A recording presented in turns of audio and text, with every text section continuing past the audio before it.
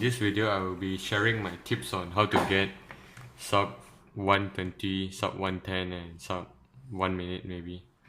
Although I'm close to sub 1 minute, I average like around 59 seconds. So the first tip is hardware. So in the background I have three solves. The first one is my current main YJ Yuhu V2. The second one is the Yuxin Megaminx. The last one is the Shengshou one, is the old one.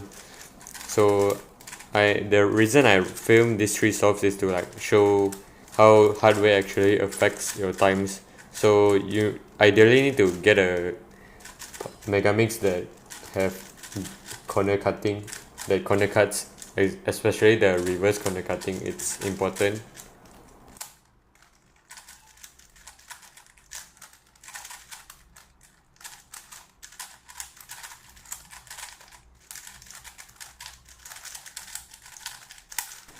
As we can see here, the first two puzzles are significantly faster, while the last one, it obviously is a lot slower. So that's why you need to get a good Megaminx. So in conclusion, hardware matters.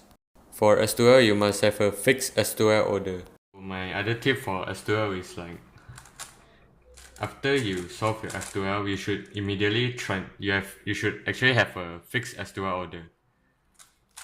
Which means like you solve the same S2L star every time. You start with the same star every time. You should do this for two main reasons. The first one is like, it makes your transition from F2L to S2L more smooth, and also promotes. The second one is it allows a better look ahead, since like you already know like what pieces you should look for, what pieces you should look ahead to while you are doing something, since like you are used to the order already. This is actually reduce the pauses between your solves. Like you get used to your order already. It's inevitable that you must be efficient in S2L too. Next way to like improve is like have efficient solutions. Since like Megaminx is have more sides, it's a more not called complicated, but like more freedom puzzle. You can actually do more creative solutions, and you have better solutions that can save your move count. Example for this case, this one needs to go, this corner goes here. Normally people do like this on 3x3 or the inverse of it. But on Megaminx, you have more sides to work on. So what I do is like something like this. Then like pair these two up like this, then insert. Just that. The way to be efficient is like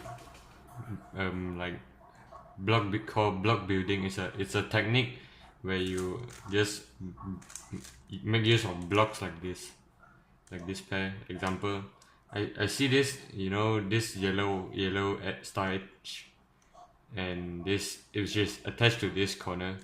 Like instead of just solving this edge first and then like, you can do something else, which is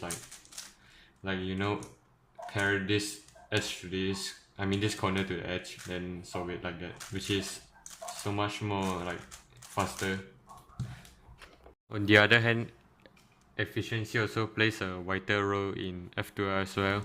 So example for this, and also ergonomics, which means like how comfortable you are doing that solution. Example for this pair, like this red-blue pair, if I'm facing this angle, it's better to do something like F prime to bring this slot up, then solve this, which is more easier to execute, and you don't need to rotate. You do this. Then so since like there's more faces you can work on, as I mentioned, so you can also have a better solution for this pair. Example, this purple green pair, this edge and this corner, you can do like L prime U L2, which is shorter. Like you only do 6 moves. instead of this 7 move solution, you do this. So okay, so like you should also know how to insert a pair from multiple angles. Example, if I want to insert this purple yellow pair, we can do like RF prime, R2 prime F, instead of like rotating.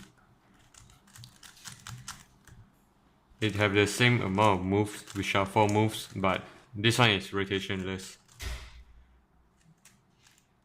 Of course, you should also know how to insert the pairs into a back slot.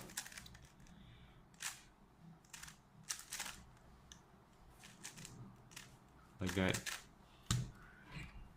Block building also applies and works the same for F2L. Example, this pair. You see this corner and this edge attached together. Instead of using keyhole to keyhole in the edge, you do block building when there's a free slot at the back. When there's no free slot, maybe you can do keyhole if like the other slot is empty, you have another empty slot. Normally you can find out these efficient solutions by watching other people solving. However, please don't forget about ergonomics. Alright, so next we can proceed to last layer. Next tip is learning for loop last layer. I believe you guys knew it already. So it's basically the same thing on the 3x3, like where you make the cross on top, but instead of cross you make the star, then solve the corners. Yeah, this is more better because like you save a lot of moves and it's more easier to recognize the case. So it will be a lot more faster than the beginner's method. And you only need to learn like a little bit algorithms, which because like all these algorithms are really simple and they are like the transfers from the 3x3 ones. Example, this case is anti-soon and this is soon, and this case it's this the 3x3 one. So these are my tips. Here's the conclusion. For F2 and S2L block build, explore different solutions. For last layer, practice your arcs and learn the arcs that suits you. I hope my experience helps, so good luck.